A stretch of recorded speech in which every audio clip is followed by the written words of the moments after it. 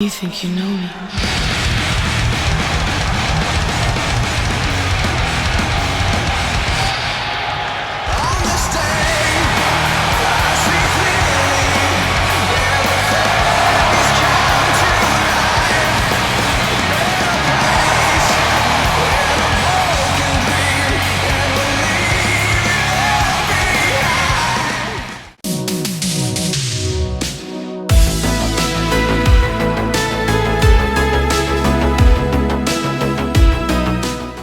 Hello, I am the friendly neighbourhood Moomin, and I'm just doing this quick video of my hands-on with WWE2K2. That's right, I have the game. I've had about 24 hours on it, on and off. I've probably only been able to play it about 4 hours because I've just got some sort of a bug and I'm off work and I spent most of the time in bed. But from bed, I've been able to get a bit of hands-on, and I'm going to put this mini review out from the standpoint of someone who does original content. So if any of you are a fan of me, I do the PWA stuff, the PWA universe, and I create fictitious characters for you to download and play with, and I go in depth on each and separate one. I also do the core review, so if you want to follow me on Twitch, you can see what I do on there and how I go about creating. Twitter as well, all the social links are going to be in the description of the video. I'm going to try and keep it short and sweet to a point. We do have some footage. I have had a couple of matches, and I've had time to create a full wrestler. And although I did start saying it is from just the standpoint of an original content creator, the first thing I do want to say, the game looks absolutely brilliant. The gameplay, I do really like it. The controls, I managed to get used to it quite a bit. It does get a bit of getting used to, but once you've done the tutorial and stuff like that, you're a way to go. The character models are absolutely amazing.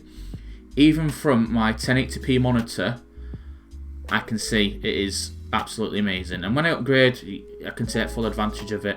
But some of the screenshots that I've taken from my Xbox Series S, you can definitely tell it's there. At weekend when I'm feeling better, I'm going to take the Xbox downstairs. I'm going to play some single player stuff, and I think it's going to be really enjoyable from that aspect. Just visually, it looks really good, but that's where it stops, because it's only visually great when it's the in-game models. So far, although I have started to get a bit into grips to it, I have struggled to make original content look on par with in-game models. Now, I do have someone in my community, and they have stated, from an educational point of view, because they're in tech, that it seems that the game's poised to be ready for next gen. We're already on next gen in my opinion, but I'm not a game dev. I don't know how long it takes to make a game, but I do think we could have had a little bit better. Hair and facial features, facial hair even, don't look that good on original wrestlers, and I've really struggled to match a body texture up. The best one you can see is in the thumbnail of this video, and I'm not the only one in the community. Body textures seem to have a grey halo around them, where the game doesn't seem to know where the edges are of the body texture, and even trying to play about with opacity doesn't look that great. That said, I have managed to do and go back to a different sort of base texture. I managed to produce a couple of really good results. So you should probably see some of those as I'm talking on the actual video. You should see some of the aspects there. You're going to see some match play as well, and like I said, the gameplay I did think was really good. Creation I did struggle with, but the main thing I have actually found that I missed was the actual being able to do the body slider. So on 2K19 you'd be able to set big, large, whatever, and then blend between the two of them. I tried to create BB Blake earlier today, and I just give up because I couldn't really get the size that I wanted. He's quite a strong wrestler, but he's not the biggest. And I do think they've missed a point there. You can make them taller, but as soon as you start making them taller, they put weight on. Not everybody's 6'5", 300 pounds, and not every 5'5" person is only 150 pounds. So that needs addressing ASAP. Not until the next game. I think that should be something that is patched in. You know, in my opinion, you should be able to set the weight and the height separately, not all in one slider. And I do think I am already missing the fact you can't do body sliders. The big thing, create an entrance. That doesn't really bother to me. I've always used in-game entrances and just changed the music. Advanced entrance, I have missed slightly. just done a couple of wrestlers that I did bother to do, but I create a lot of stuff for other people to use that they can put their run spin on.